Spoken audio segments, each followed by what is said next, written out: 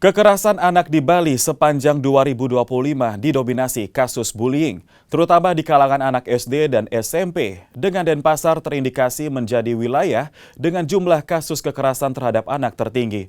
Selengkapnya, saudara, mari kita dengarkan wawancara jurnalis Kompas TV, Putu Farah, dengan juru kamera Komang Suwarbawa, dengan Ketua KPPAD Provinsi Bali. Halo saudara, kasus kekerasan terhadap anak di Provinsi Bali saat ini sudah menjadi sorotan kembali dan sepanjang tahun ini laporan terus meningkat dan saat ini didominasi oleh kasus bullying. Nah, saat ini saya sudah bersama dengan Ibu Niluh Gede Yustini sebagai Ketua KPPAD Provinsi Bali. Kita ingin mengetahui bagaimana sih perkembangan dari kasus kekerasan terhadap anak ini, apakah ada peningkatan atau penurunan di sepanjang tahun 2025 ini, dan apa saja yang sudah dilakukan oleh KPPAD Provinsi Bali dalam pencegahan kasus kekerasan terhadap anak saat ini. Selamat pagi Ibu Lode. Selamat pagi Mbak. Gimana Bu kabarnya? Baik. Cerah ya hari ini, jadi baik semua. Sekarang baik ya Bu ya. Gimana Ibu mengenai kasus kekerasan terhadap anak di Provinsi Bali? Apakah saat ini angkanya ada potensi kenaikan atau penurunan mungkin di tahun ini? Kalau kita melihat, karena sejauh ini memang, karena ini masih awal Desember ya, kami masih mengumpulkan data sebenarnya, jadi kita belum bisa menyatakan apakah meningkat dari tahun lalu atau menurun. Mungkin nanti di akhir Desember atau awal Januari kita baru bisa menyampaikan kepada publik seluruh data yang ada di seluruh Bali gitu. Kalau untuk kasus yang masuk dilaporkan langsung ke KPAD Provinsi Bali, ya memang tidak jauh dari tahun lalu ya, sampai November lah ya, ini masih nggak jauh dari tahun lalu, tapi cuman bentuk kasusnya yang berubah gitu ya. Kalau di tahun ini memang ada temuan-temuan baru, misalnya kasus bullying sekarang makin banyak terlaporkan. Terus yang kedua juga kasus anak dengan radikalisme, yang terpapar radikalisme atau paham-paham yang mengarah pada kekerasan juga ada. Nah, seperti itu yang saat ini. Daerah di Bali yang paling banyak saat ini terdata melakukan kasus bullying itu di daerah mana biasanya? Kalau yang dilaporkan ke sini sebenarnya kita dari Denpasar ada yang melaporkan, dari Tabanan ada, dari Gianyar ada gitu. Jadi kita Denpasar cukup banyak ya. Kemudian untuk misalkan tadi Ibu kan mengatakan bahwa yang paling tren saat ini itu adalah kasus bullying begitu ya. Dan itu pelakunya itu teman dekat korban atau mungkin teman sekelas yang memang tidak begitu dekat dengan orang yang dibully begitu, tapi mereka membuli korban. Itu gimana, pelaku itu siapa sebenarnya? Kalau yang dilaporkan ke sini kebanyakan memang teman sekelas gitu ya, teman sekelas. Soal kedekatan sepertinya tidak dekat dalam artian yang bagaimana, tapi memang mereka sekelas. Itu yang banyak dilaporkan oleh orang tua ke sini, itu yang dilaporkan siswa SMP dan ada juga yang siswa SD yang dilaporkan ke KPAD. Kemudian itu banyak yang kasus bullying itu, apa sih faktor dari mereka melakukan bullying itu? Apakah mereka merasa terganggu oleh orang yang dibully atau merasa gimana perasaan mereka ketika saat itu misalnya Ibu sempat menangani kasus begitu, mungkin apakah gimana tanggapan mereka sebagai pembuli ini dalam tindakan mereka itu, apa penyebabnya? Banyak faktor ya, maksudnya kalau ada yang memang melihat bahwa merasa bahwa ini kita lebih power mencari orang-orang yang memang dianggap lebih lemah, yang memang ini untuk dibully, mereka tidak punya cara spesifik, nggak punya alasan khusus misalnya apa ini, nggak ada, cuman mereka memang merasa mungkin karena power yang dimiliki, terus anak ini dilihat yang lebih lemah atau yang paling lemah di antara mereka, nah itu yang misalnya menjadi korban bullying gitu. Tapi kalau kita tanyain apa sih faktor khususnya, mereka bilang enggak sih, saya misalnya tidak suka aja sama dia kayak gitu. Hanya alasan seperti itu, anak-anak ya, alasan anak ya tidak suka gitu aja. Jadi mereka membuli gitu. Berarti alasannya kurang spesifik lah ya, jadi mereka sendiri begitu. Kemudian Ibu, rentang umur yang melakukan pembulian ini dan yang dibully itu kisaran umur berapa?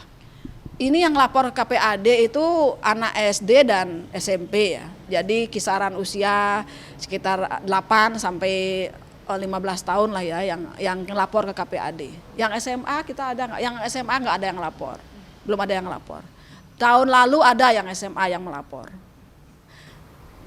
Kemudian untuk penanganannya Bu, itu gimana dari kasus bullying ini? Apakah orang tuanya juga sempat dimediasi begitu? Kemudian dari rekan yang dibully itu juga diberikan rehabilitasi? Apakah gimana penanganan dari kasus bullying ini? Kalau mereka yang melapor ke KPAD, itu kita mengupayakan untuk penyelesaian di sekolah ya. Awal, apakah ini bisa diselesaikan atau tidak.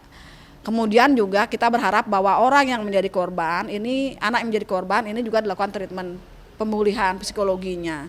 Termasuk kita juga minta anak yang melakukan bully ini juga harus kita lihat kondisi psikologinya. Kenapa dia membuli? Kita kan juga ingin tahu ya alasannya, dan kita juga nggak tahu apakah sebelumnya dia pernah menjadi korban bully sehingga kemudian melakukan bully pada yang lain. Nah itu juga itu yang kita lakukan kalau yang ditangani oleh KPAD. Kita tentu berharap bahwa setiap kasus bully itu harus ditanggapi dengan serius. Karena dampaknya kan sangat besar ya pada perkembangan anak-anak.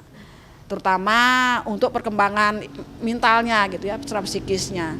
Masih banyak ya, yang terakhir yang kemarin juga kita atensi itu yang terjadi dilakukan oleh orang tua kandungnya.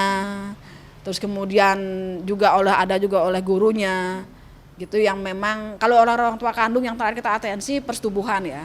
Oleh orang tua kandung, oleh guru juga ada misalnya kayak message atau chat yang berbau seksis gitu ya, atau berbau seksual lah gitu kepada siswa-siswa. Nah ini juga menjadi hal yang harus menjadi perhatian bersama memang semua. Dan ini masih banyak terjadi gitu. Itu daerah mana Bu yang paling tinggi kekerasan seksual terhadap anaknya? Merata ya, di Tabanan ada, kemudian di Denpasar pasti banyak, kemudian di Beleleng ada, hampir merata di seluruh Bali ini ada. Jadi kita belum bisa mengatakan yang mana yang paling banyak, tapi sejauh ini hampir di seluruh Bali, setiap kabupaten itu ada kekerasan seksual gitu. Berarti pelakunya kebanyakan orang terdekat dari korban begitu ya. Dan itu faktornya apa? Orang terdekat, karena orang terdekat lah yang paling tahu ya anak itu, dan orang terdekat yang paling mudah untuk mendekati, memanipulasi anak. Misalnya yang terjadi oleh bapaknya, oleh bapak sambungnya. Nah itu kan karena memang dia yang paling tahu anaknya, kemudian dia yang paling tahu bagaimana memanipulasi dan membuat anak itu tidak ngomong. Sampai setelah sekian tahun kan banyak kasus yang terungkap yang terakhir ini yang dilakukan oleh bapak kandung dan juga oleh bapak sambung, calon bapak sambung itu terungkap setelah sekian lama. Jadi sejak anak itu dilakukan kekerasan seksual, yang satu sejak SD, SMP baru terungkap, yang satu lagi sejak SMP, SMA baru terungkap. Jadi waktunya panjang gitu.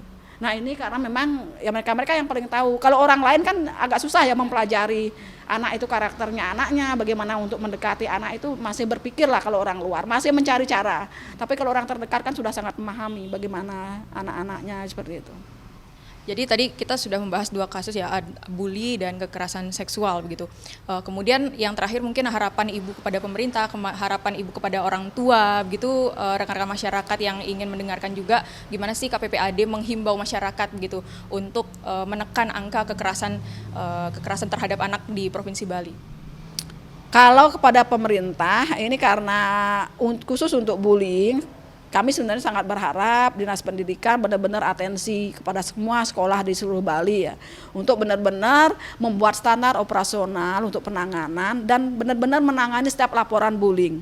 Jangan sampai tidak tertangani dan kemudian anak yang menjadi korban melakukan tindakan-tindakan yang banyak terjadi di sekitar kita gitu ya. Nah, menyakiti diri sendiri atau kan melakukan upaya-upaya lain yang sangat merugikan lah gitu terhadap anak itu sendiri dan menyedihkan bagi kita semua. Dan yang kedua juga orang tua juga harus mulai memperhatikan, memberikan waktulah pada anak-anak. Karena kasus yang terjadi sekarang di sekitar kita itu kan itu selain bully, kekerasan seksual, juga beberapa kasus yang sekarang ini masuk berkaitan dengan penggunaan media sosial. Mudahnya anak-anak kita terpapar kekerasan, baik itu radikalisme, terorisme, ataupun kekerasan lain yang nanti menimbulkan paham-paham lain yang mengarahkan anak pada kekerasan, itu juga terjadi. Jadi orang tua benar-benar harus sekarang mulai aware juga dengan pergaulan anaknya, kemudian juga dengan teknologi informasi yang digunakan, apa saja yang diakses orang tua, dan termasuk perubahan anaknya. Nah, harapan kami pada orang tua marilah kenali anaknya dengan baik. Kedua, ketika terjadi perubahan perilaku pada anak, itu orang tua harus menyadari ketika ada perubahan, kemudian harus juga berani untuk menelusuri kenapa anak saya berubah. Apakah dia menjadi korban bully ketika dia nggak mau sekolah, ataukah ada mendapatkan paparan kekerasan di media sosial, dan kemudian kita bisa melaporkan untuk mencari solusi. Paling tidak, kalau berani bersuara, paling nggak itu bisa melindungi diri dan juga melindungi sesama kita, gitu ya. Jadi itu harapan kita sebenarnya di KPAD. Untuk pelaporan itu kalau lewat KPPAD itu gimana? Apakah ada websitenya mungkin atau mungkin Instagramnya, bisa dari mana kita melapor?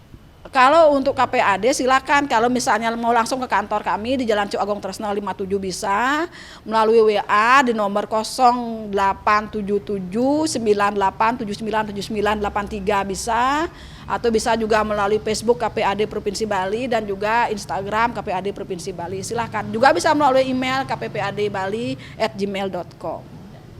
Oke, makasih ya Bu Lode, makasih statementnya begitu ya. Oke, semoga Baik saudara, itu dia tadi kita sudah dengarkan bagaimana statement dari Ketua KPPAD Provinsi Bali. Semoga kasus kekerasan terhadap anak di Provinsi Bali jumlahnya dapat ditekan, dan semoga seluruh masyarakat dan termasuk pemerintah juga menyadari bahwa kekerasan terhadap anak ini juga bahaya terhadap tumbuh kembang anak. Semoga semuanya tetap baik-baik saja dan anak-anak kita bisa tumbuh dengan baik. Putu Farah, Komang Suwarbawa, Kompas TV, Denpasar, Bali.